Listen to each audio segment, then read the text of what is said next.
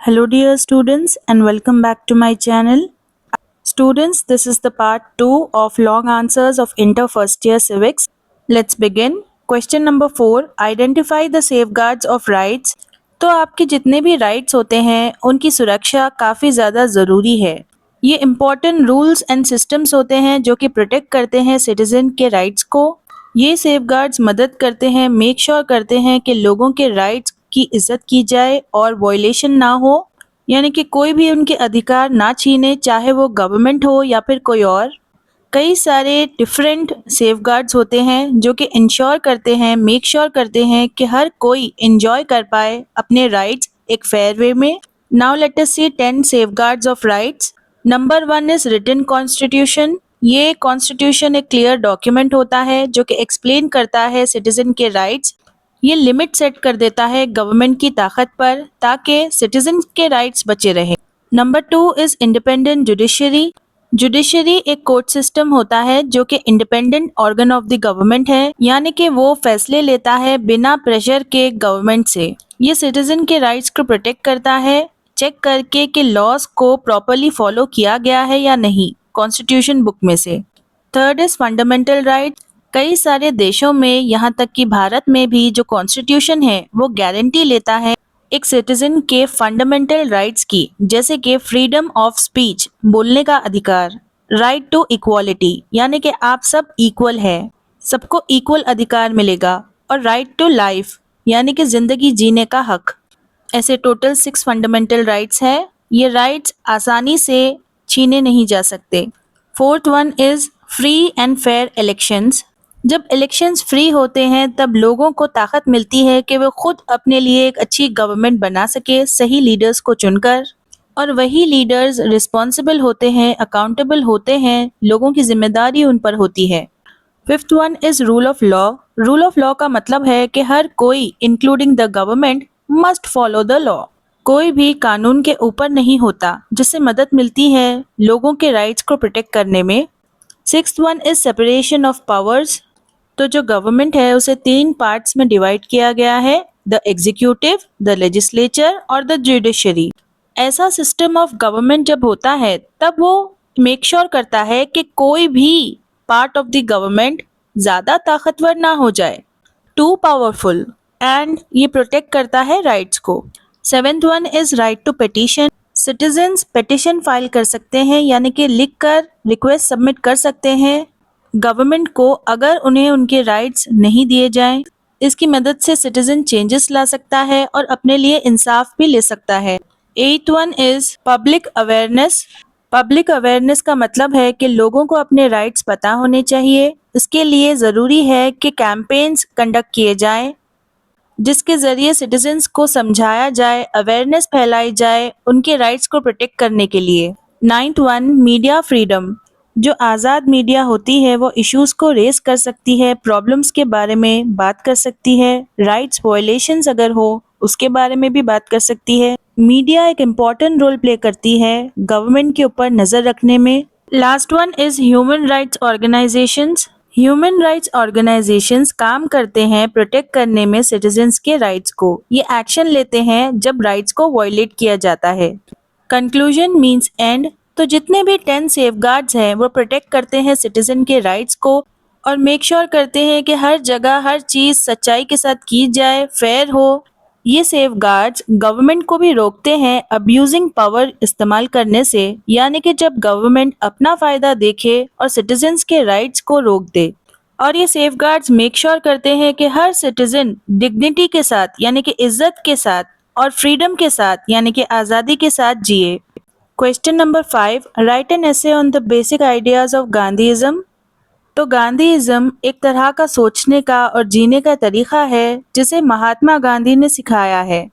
उनके आइडियाज़ ने मदद की है इंडिया को आज़ादी दिलाने में और कई सारे लोगों को दुनिया भर में इंस्पायर किया है, यानी कि कई सारे लोग इससे प्रभावित हुए हैं एंड स्टार्टेड फॉलोइंग इट।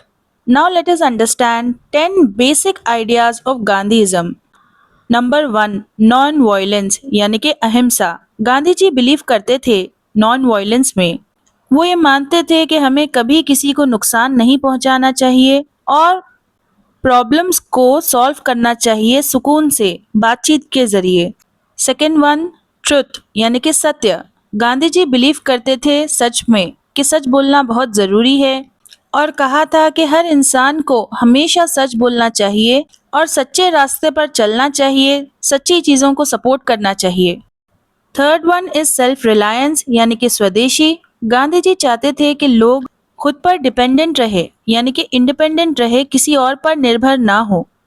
उन्होंने इनकरेज किया लोगों को कि वो अपने खुद के इंडिया के गुड्स बनाएं और उसे बेचें, बजाय इसके कि आप ब्रिटिशर्स के गुड्स इस्तेमाल करो। तो जब इंडिया की फ्रीडम स्ट्रगल चल रही थी, तब भारत के लोगों ने ब्रिटिशर्स के गुड्स को यूज करना बंद किया और अपने खुद के गुड्स यानी कि स्वदेशी गुड्स को बनाना और बेचना शुरू किया। Fourth one is simple living. Gandhi ji believe करते थे साधारण जीवन जीने में।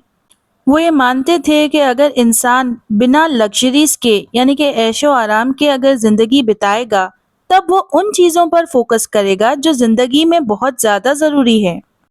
फिफ्थ वन इज सत्याग्रह। तो जब अन्याय होता था यानी कि इनजस्टिस, तो गांधी जी एक मेथड इस्तेमाल करते थे उसके खिलाफ लड़ने के लिए, जिसे सत्याग्रह कहते हैं। इसका मतलब है स्टैंड करना सच के साथ, पीसफुल रास्ते इस्तेमाल करके, जैसे कि प्रोटेस्ट करना इंसाफ के लिए, for justice. Sixth one, equality. Gandhi ji believe करते थे कि सब लोगों को इक्वली ट्रीट करना चाहिए, चाहे उनका कोई भी कास्ट हो, रिलीजन हो या जेंडर हो, सबको इक्वल राइट्स मिलने चाहिए। Seventh one is social reform. Gandhi ji ने काम किया इम्प्रूव करने में सोशल प्रॉब्लम्स को, जैसे कि अनटचेबिलिटी। अनटचेबिलिटी का मतलब है कि कुछ लोगों को उनकी कास्ट की वजह से कम समझना, उन्हें इन्फीरियर फील कराना। तो गांधी जी चाहते थे कि सब लोग सोसाइटी में एक साथ मिलकर एक दूसरे को इज्जत देकर फेयरनेस के साथ रहें।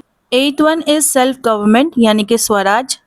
गांधी जी चाहते थे कि इंडिया खुद अपने आप को गवर्न करे। वो बिलीव करते थे स्वराज में यानी कि सेल्फ रूल, और चाहते थे कि इंडिया ब्रिटिशर्स की हुकूमत से आज़ाद हो जाए, उनके कंट्रोल से फ्री हो जाए। Ninth one is non cooperation. Gandhi ji ने इनकरेज किया लोगों को कि वो बिल्कुल भी कोऑपरेशन ना दिखाए, यानी कि ब्रिटिश गवर्नमेंट की बात ना सुने, ब्रिटिशर्स के बनाए हुए ब्रिटिश लॉज यानी कि कानून को फॉलो ना करें, और गुड्स एंड सर्विसेज का भी इनकार कर दें। Tenth one is religious tolerance. Gandhi ji respected all religions. He believed that people should live together. तो वो सभी रिलीजन्स की रिस्पेक्ट करते थे और चाहते थे कि सब लोग एक साथ मिलकर सुकून से रहें और इज्जत करें एक दूसरे के रिलीजन्स की, बिलीव्स की। Question number 6, define political science and explain it's scope. तो पॉलिटिकल साइंस स्टडी होती है गवर्नमेंट की, पॉलिटिक्स की, और किस तरह सोसाइटीज़ को मैनेज किया जाता है उसकी। पॉलिटिकल साइंस मदद करता है समझने में कि किस तरह गवर्नमेंट्स काम करते हैं और लोगों की जिंदगियों पर इसका क्या असर होता है। Now let us understand the scope of political science. Number 1, definition of political science. So political science एक स्टडी है कि किस तरह गवर्नमेंट काम करती है और मदद करती है समझने में कि किस तरह ताकत का इस्तेमाल किया जाता है सोसाइटीज़ में। Second one is government systems. Political science study करता है डिफरेंट टाइप्स ऑफ गवर्नमेंट को, जैसे कि डेमोक्रेसी, ऐसी गवर्नमेंट जो कि लोग बनाते हैं। दूसरा है मोनार्की, जिसमें किंग या फिर क्वीन रूल करते हैं। और तीसरा है डिक्टेटरशिप, जिसमें एक ही लीडर के पास पूरी ताकत होती है। जैसे कि डेमोक्रेसी इंडिया में है, मोनार्की यूनाइटेड किंगडम में है और डिक्टेटरशिप नॉर्थ कोरिया में है। तो पॉलिटिकल साइंस एक्सप्लेन करता है हर तरह की गवर्नमेंट किस तरह काम करती है। Third one, political theories. तो पॉलिटिकल साइंस जो फेमस थिंकर्स है उनके आइडियाज़ को देखता है, जैसे कि एरिस्टोटल है, कार्ल मार्क्स है। इनके आइडियाज़ मदद करते हैं समझने में कि सोसाइटीज़ को किस तरह मैनेज किया जाता है। Fourth one is political parties and elections. Political science study करता है कि किस तरह पॉलिटिकल पार्टीज काम करते हैं और किस तरह इलेक्शंस को कंडक्ट करना चाहिए। ये हेल्प करता है समझने में कि किस तरह एक गवर्नमेंट को फॉर्म करना चाहिए, बनाना चाहिए। Fifth one is public policy.